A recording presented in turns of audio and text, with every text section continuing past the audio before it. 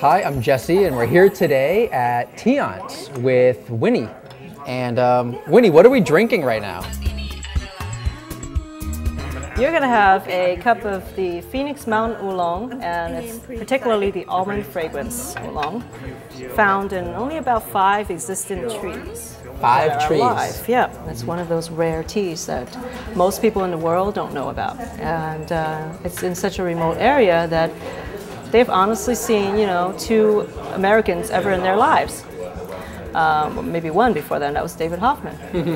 In any case, this is one of the oldest tea cultures in the country, in China. It's called Phoenix Mountain. The tea cultures there has been around for 1,000 years. The families have been farming there for 1,000 years. And some of the trees there average, 100, 400 years old trees. This tea is one of the rarest teas in the world. There's about 5 that are existent.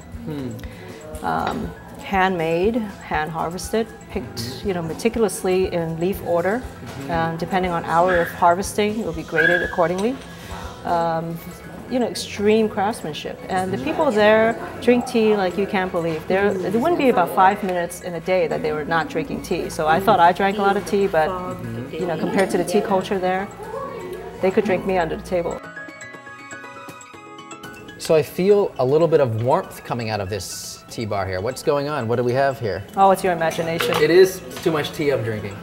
Actually, this tea bar is made of 1 piece of concrete and it's poured in place. Okay. And before it was finished, we put in a heating element, like flooring heating element, electric.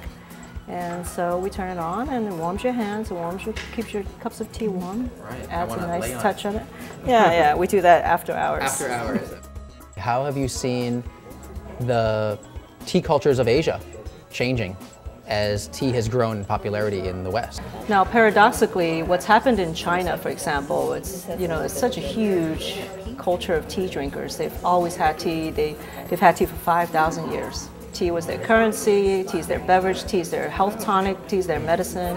Tea is their kitchen counter cleaner.